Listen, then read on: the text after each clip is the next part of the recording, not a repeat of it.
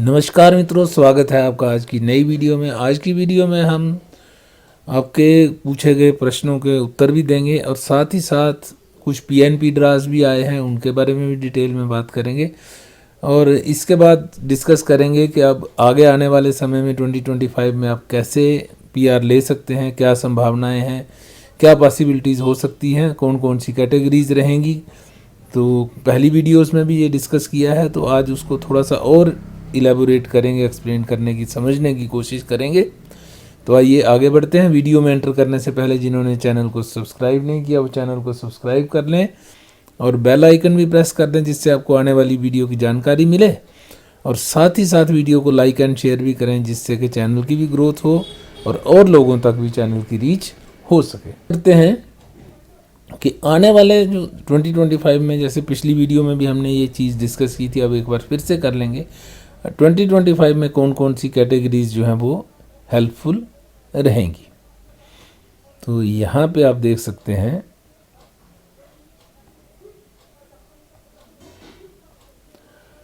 आने वाले समय में कैटेगरीज जो मेन होंगी वो सीईसी होगा, उसमें जनरल भी आ जाएगा, और उसके बाद आएगा फ्रेंच लैंग्वेज, फिर आएगा हेल्थ केयर और ट्रेड। ये मेन कैटेगरी है एक्सप्रेस एंट्री की। इसके साथ ही पीएनपी के भी कैंडिडेट्स, जैसा कि आपको पता है पीएनबी के भी कुछ कैंडिडेट्स लिए जाते हैं। तो इस साल टोटल ओवरऑल जो टारगेट है पीएनबी का है 55,000। 55,000 में से 5,000, 10,000, कोई भी फिगर वो जितने कैंडिडेट्स सेलेक्ट करना चाहेंगे वो करेंगे। तो उसके बाद बिजनेस वाले, ये एक्सप्रेस एंट्री के कैंडिडेट्स नहीं हैं। बिजनेस, पायलट, एआईपी का तो अलग सिस्टम रहता है, पायलट भी अलग रहता है। लेकिन पायलट में जो, जैसे ये एग्रीकल्चर हो गया, ट्रांसपोर्ट हो गया, हेल्थ केयर हो गया, अलग अलग जो कम्युनिटीज़ हैं उनके पायलट्स निकलते रहते हैं। अलग अलग कम्युनिटीज़ की जैसे रिक्वायरमेंट होती है तो उनको परमिशन होती है, उनके टारगेट्स होते हैं कि इतने कैंडिडेट्स वो सिलेक्ट करके आईआरसीसी को भेजते हैं, तो आईआरसीसी उनको पीआर देती है। तो उसके लिए पायलट प्रोजेक्ट्स में 1,10,920, एआईपी में 5,000, पहले 10,000 के करीब हुआ करता था, अब ये भी 5,000 हो गया। और क्यूबेक का इस बार इन्होंने टारगेट रखा है 34,500। तो ये नॉन एक्सप्रेस एंट्री वाली कैटेगरी है। एक्सप्रेस एंट्री में ये कैटेगरी रहेगी हमारी। तो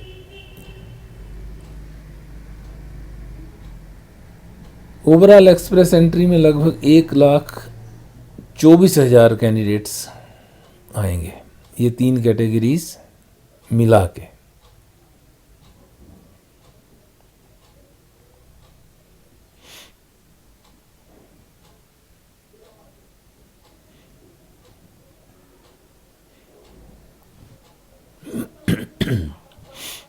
तो 1,24,000 एक्सप्रेस एंट्री से आएंगे और बाकी पीएनपी के जितने आते हैं वो आते ही रहते हैं रूटीन में। तो इसमें ट्रेड भी होगा, हेल्थ केयर भी होगा। हेल्थ केयर एंड ट्रेड के लिए है 12,375, फ्रेंच लैंग्वेज के लिए 29,325। बाकी जो 82,980 हैं वो सीईसी और जनरल कैटेगरी में आ जाएंगे टोटल। ये चीज़ हम पीछे भी डिस्कस कर चुके हैं। तो जो एग्रीकल्चर वगैरह वाले हैं, ट्रांसपोर्ट वाले हैं, हो सकता है किसी पायलट में उनका नाम आ जाए, तो वो उस कैटेगरी में आ सकते हैं। तो आप देखिए, अगर किसी, आपको रिसर्च करनी पड़ेगी कि अगर आपका किसी भी प्रोजेक्ट में, पायलट प्रोजेक्ट्स जो चल रहे हैं या कम्युनिटी प्रोग्राम्स हैं या पीएनपीज हैं, अगर आपका सीआरएस पॉइंट्स कम है और जनरल और सीईसी में आप नहीं आ सकते क्योंकि अभी 500 से ऊपर चल रहा है। अगर हम 50 पॉइंट कम भी करें इसके जो LMIA के, तो 50, जैसे अभी एक हमारे कैंडिडेट्स सब्सक्राइबर्स ने शेयर भी किया था, उनके 200 पॉइंट्स हैं। तो अगर उनको LMIA के पॉइंट कम हो जाएं तो फिर 300 समथिंग पे आ जाएंगे। तो 300 समथिंग पे आने का मतलब है कि कंपटीशन से बाहर हो जाएंगे।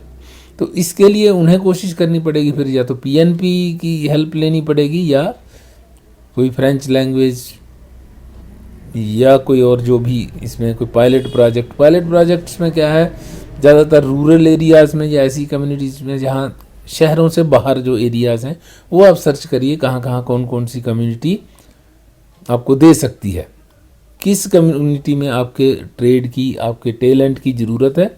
वहाँ अगर आप जाके रहेंगे तो जैसे पहले RNIP था, अब उसका नाम उन्होंने RCIP कर दिया है। तो इस तरह के प्रोजेक्ट्स कई चलते हैं, एग्रीकल्चर, फूड के और कई तरह के हैं। तो उसमें आप देख लीजिए जहाँ आपका मोहरा फिट बैठे आप वहाँ पे फिट हो जाइए और जल्दी से PR लेने की कोशिश कर लीजिए। तो बाकी बात है कि CEC का ड्रा पूछा था कि कब आएगा। तो CEC का ड्रा का कोई ऐसा नहीं बता सकते कभी भी कि कब आएगा, सिर्फ एक गेस वर्क है कि आ जाएगा। जैसे हम पिछले हफ्ते एक्सपेक्ट कर रहे थे, लेकिन एक ही ड्रा आया, तो उसमें IRCC की प्लानिंग है, उनके कितना वो शेड्यूल उनका बिजी है या क्या उनकी और एक्सीजेंसीज हैं, उसके हिसाब से वो प्लान करते हैं। और दूसरा गवर्नमेंट सेक्टर पे भी थोड़ा सा, गवर्नमेंट के एंड पे भी प्रॉब्लम्स चल रही हैं, आपको पता ही है। तो सारी चीज़ें जो हैं वो एज़ पर एक्सपेक्टेशंस नहीं आ रही हैं। नहीं तो पिछले हफ्ते ड्रा तो आना एक्सपेक्टेड ही था, चाहे छोटा आ जाता लेकिन आता ज़रूर। अब ये 2 दिन बचे हैं, 23 एंड 24, मंडे ट्यूसडे का। अगर इसमें आ गया तो ठीक, नहीं तो फिर नेक्स्ट जनवरी में देखते हैं। जनवरी में तो उम्मीद है कि ड्रा आएगा नए सिरे से, और अच्छे बड़े बड़े ड्राज आते हैं शुरू में, पहले तो आते थे, अब देखो क्या होता है। वैसे आने तो चाहिए। तो ये कोई भी नहीं बता सकता, चाहे कोई कितना भी बड़ा 30 मार खाओ, कोई नहीं बता सकता कि ड्रा पक्का आएगा ही आएगा। हम अगर CEC का कहें, बाद में फ्रेंच लैंग्वेज का आ जाता है, कई बार ऐसा भी हो जाता है।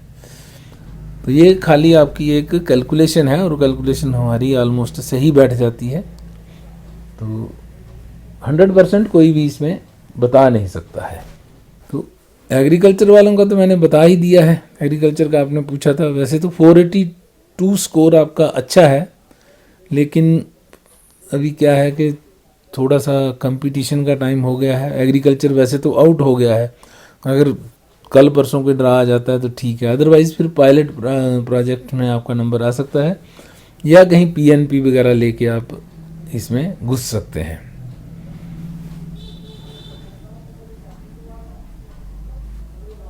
तो ये थे आपके क्वेश्चंस, और कोई किसी की कोई क्वेश्चन हो तो आप बता सकते हैं। ट्रेड और हेल्थ केयर की जहाँ तक बात है, अगर तो कल परसों में कोई ड्रा आ जाता है well and good, otherwise 12,375 candidates इसमें लिए जाएंगे। बाकी PNP के थ्रू प्रोविंसेस से आ जाएंगे। अगर आपका है तो आप जिस भी प्रोविंस में आप काम कर रहे हैं, आप उसके थ्रू PNP लगवा लीजिए। सबसे बेस्ट मेथड है PNP लगवाना आज के समय में, अगर आप उसमें एलिजिबल होते हैं तो ट्रेड और हेल्थ केयर की यहाँ भी पॉसिबिलिटी है, अदरवाइज़ PNP में है। एग्रीकल्चर, स्टेम और ट्रांसपोर्ट को तो अब PNP का ही सहारा है, या कोई पायलट प्रोजेक्ट्स में। अगर अटलांटिक रीजन में है तो AIP वगैरह की स्कीम में भी जा सकते हैं, या किसी भी BC में है, एल्बर्टा में है, ओंटारियो में है, कहीं भी हैं तो वहाँ आप अपना PNP वगैरह लेने की कोशिश कीजिए। बाकी देखते हैं इसकी रूपरेखा क्या बनती है, जो CRS पूल की जो इनिशियल क्या होगी, उसके बाद आपको नई बात भी आपके साथ शेयर करेंगे कि नए तरीके से अब क्या प्लानिंग हो सकती है। तो समय आने पे सब क्लियर होती जाएगी सिचुएशन। फ्रेंच लैंग्वेज वालों का तो क्लियर ही है भाई, उनका तो अच्छा चल रहा है। तो 400 समथिंग पे उनको अगर पॉइंट्स आ जाते हैं तो वो थ्रू हो जाएंगे। तो इस साल भी 29,325 का अगर टारगेट रखा हुआ है तो अच्छी बात है, आपको बेनिफिट लेना चाहिए इस चीज़ का जो ले सकते हैं। बाकी CEC जनरल की तो बात है ही है, यहाँ तक हो सके वो अपनी कोशिश कर सकते हैं। बाकी CEC और जनरल की तो बात कर ही दी है, 83,000 है तो अच्छा ही है। इस साल अगर आप देखेंगे ओवरऑल हमारे पहले 1 लाख अगर 10,000 का टारगेट था, तो इस बार जो है 1,24,000 का टारगेट लेके चल रहे हैं। तो एक्सप्रेस एंट्री वालों के लिए कोई नए जो टारगेट्स हैं उनमें कोई कमी नहीं हुई है, बल्कि बढ़ा ही है टारगेट। तो आपके लिए एक प्लस पॉइंट है। तो ये है अगली स्ट्रेटजी कि अगले आने वाले समय में आप क्या क्या चीज़ों में घुस सकते हैं। तो उसमें आप ये कैटेगरीज आप देख लीजिए। एक्सप्रेस एंट्री की ये कैटेगरीज़ हैं और ये नॉन एक्सप्रेस एंट्री वाली कैटेगरीज़ हैं। तो आप इनमें से किसी में भी कोशिश कर सकते हैं। और बार बार मैं आपको कहता रहता हूँ कि फ्रेंच लैंग्वेज पे फोकस कर लो या पीएनपी कर लो अगर आपको जल्दी एंट्री लेनी है, और ले भी लेनी चाहिए जैसे मौका मिलता है, क्योंकि बाद में समय जो है बदल जाता है। अब देखिए आप 500 से नीचे कट ऑफ स्कोर्स ही नहीं आ रहे, तो मुश्किल हो रही है। पीएनपी में इस पिछले पीरियड में 4 प्रोविंसेस के जो ड्रा आए हैं पीएनपी के, तो आइए डिस्कस करते हैं। सबसे पहले बात करते हैं अल्बर्टा की। अल्बर्टा में 29 नवंबर और दिसंबर 17 के बीच लगभग 1700 से ज़्यादा कैंडिडेट्स को उन्होंने इनवाइट किया है। तो देखते हैं कौन कौन सी स्ट्रीम थी, क्या था। तो जिनका भी नंबर इसमें आया हो उनको कांग्रेचुलेशंस। तो नवंबर 29 को अल्बर्टा अपॉर्चुनिटी स्ट्रीम में 687 कैंडिडेट्स को इनवाइट किया है और इसका कट ऑफ स्कोर रहा है 61। और दिसंबर 4 को इन्होंने dedicated health care pathway express entry, इसमें 49 कट ऑफ स्कोर था और 52 कैंडिडेट्स को इनवाइट किया था। शायद किसी ने बात भी की थी, किसी ने पूछा भी था कब आएगा, तो आप देख सकते हैं आपका नंबर अगर आया है तो इसमें देख सकते हैं। दिसंबर 4 को ही dedicated health care pathway non express entry में 27 कैंडिडेट्स को इनवाइट किया गया था। और दिसंबर 10 को Alberta express entry stream priority sectors में 262 कैंडिडेट्स को इनवाइट किया गया था, जिसमें कि कट ऑफ स्कोर रहा था इनका 65। इसके बाद दिसंबर 11 को Alberta express entry stream accelerated tech pathway में 87 कैंडिडेट्स इनवाइट किए गए और 59 कट ऑफ स्कोर रहा इसका। दिसंबर 11 को dedicated health care pathway express entry में 11 कैंडिडेट्स को इनवाइट किया गया, कट ऑफ स्कोर रहा था 43। दिसंबर 11 को ही non express entry health care pathway में 8 कैंडिडेट्स को इनवाइट किया गया। दिसंबर 11 को ही अल्बर्टा एक्सप्रेस एंट्री स्ट्रीम के 39 कैंडिडेट्स को इनविटेशन भेजी गई है।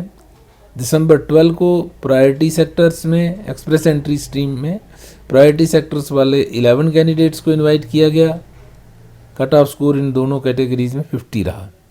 दिसंबर 12 को ही टूरिज्म एंड हॉस्पिटैलिटी स्ट्रीम में 260 कैंडिडेट्स को इनवाइट किया गया है, तो 65 इसका कट ऑफ स्कोर रहा।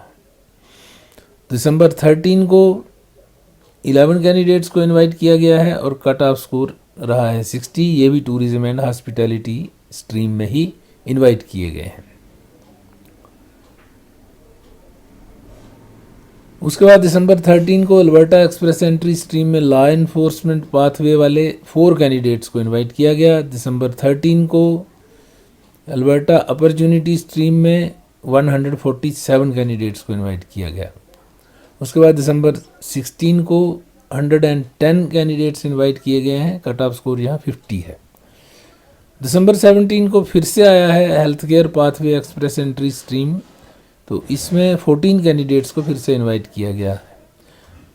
अब मुझे इतना याद नहीं आ रहा, किसी ने बात की थी हेल्थ केयर की, अब अगर अल्बर्टा के हेल्थ केयर की शायद बात की थी, अगर आपका है तो आप देख सकते हैं, आपको आ भी गई होगी इनविटेशन अब तक। तो अगर मिल गई है इनविटेशन तो कांग्रेचुलेशंस, अगर नहीं मिली है तो आप शेयर कर सकते हैं हमारे साथ, ताकि बाकी लोग अपनी डिटेल्स बाकी लोगों को भी बताएं कैसे आपका कितना नंबर रह गया या कितने नंबर में आप आए, क्या स्कोर था आपका, क्या एक्सपीरियंस था, तो ताकि बाकी लोगों को भी उसका बेनिफिट हो सके। अब दूसरा प्रोविंस ये तो रेगुलर ही करता है, BCPNP के तो रेगुलर ड्रास आते ही रहते हैं। वैसे तो अल्बर्टा के भी अगर हम देखें दिसंबर में काफ़ी ड्रास आए हैं और BC के मुकाबले अल्बर्टा ने काफ़ी ज़्यादा कहीं ज़्यादा कैंडिडेट्स को इनवाइट किया है। BC के तो 11 कैंडिडेट्स को टोटल इनवाइट किया गया है, एटलीस्ट 11 इन्विटेशंस बता रहे हैं। एटलीस्ट का मैं मीनिंग समझा देता हूँ। तो यहाँ एंटरप्रेन्योर स्ट्रीम की बात है, 115 इसका कट ऑफ स्कोर रहा और सिर्फ 10 इन्विटेशंस इशू की गई हैं ब्रिटिश कोलंबिया में ऑन दिसंबर 17। और एंटरप्रेन्योर रीजनल स्ट्रीम में लेस देन 4 भी हो सकता है, 3, 2, 1 जो भी होगा वो हो सकता है, इसलिए वहाँ 1 लिखा था। तो ये था उसके बाद दूसरा है मैनीटोबा ने भी इनविटेशन की है। इस बार दिसंबर 18 को मैनीटोबा की पीएनपी का ड्रा आया है। उसमें 297 लेटर ऑफ एडवाइस जो थे issued to those who met eligibility criteria under this stream. International education stream में जो कैंडिडेट्स थे, मैं हाईलाइट कर रहा हूँ आपकी जानकारी के लिए, इंटरनेशनल एजुकेशन स्ट्रीम वाले 297 कैंडिडेट्स को इनवाइट किया गया और 102 कैंडिडेट्स किए गए थे स्किल्ड वर्कर्स ओवरसीज स्ट्रीम के। स्किल्ड वर्कर्स ओवरसीज स्ट्रीम के 102 कैंडिडेट्स को इनवाइट किया गया। Total 399 on December 18। Overall 399 total candidates थे। उसमें 43 जो थे वो एक्सप्रेस एंट्री के कैंडिडेट्स थे। वो एक्सप्रेस एंट्री प्रोफाइल वाले उसमें 43 थे। नेक्स्ट प्रोविंस जिसकी हम बात कर रहे हैं वो है Prince Edward island. Prince Edward island में भी दिसंबर 16 को पीएनपी का ड्रा आया है और उसमें business work permit entrepreneur stream और लेबर एक्सप्रेस एंट्री स्ट्रीम में, labour and express entry stream में कैंडिडेट्स को इनवाइट किया गया है। टोटल 32 कैंडिडेट्स को इनवाइट किया गया है under labour and express entry stream और only 1 candidate was invited under business work permit entrepreneur stream with the minimum point threshold being 125 और एक कैंडिडेट ही सिर्फ था business work permit entrepreneur stream में और 32 थे labour and express entry stream में। तो इस तरह से ये थी पीएनपी की कहानी। ये 4 प्रोविंसेस के ड्रा आए हैं। तो इस तरह से आपने देखा कि अपने एक्सप्रेस एंट्री कैटेगरी और नॉन एक्सप्रेस एंट्री में किस तरह से आप एंट्री ले सकते हैं 2025 में। तो आज की वीडियो यहीं तक रखते हैं। अगर आपका कोई भी क्वेश्चन हो, कोई भी क्वेरी हो, कोई भी सजेशन आपको हमसे चाहिए तो आप लिख सकते हैं कमेंट्स में। जहाँ तक हमें नॉलेज होगा हम आपको उसके बारे में जानकारी दे देंगे। बाकी आपको कंपेयर भी कर सकते हैं आप वेबसाइट्स पे सब जगह। तो आज की वीडियो यहीं तक रखते हैं। मिलते हैं आपसे अगली वीडियो में। तब तक के लिए नमस्कार। जिन्होंने चैनल को सब्सक्राइब नहीं किया वो चैनल को सब्सक्राइब कर लें और बेल आइकन भी प्रेस कर दें जिससे आपको आने वाली वीडियो की जानकारी भी मिल जाए। और साथ ही साथ वीडियो को लाइक एंड शेयर भी ज़रूर कीजिए जिससे कि और भी लोगों तक चैनल की रीच हो सके। तो thanks for watching. Have a nice time. See you again in the next video.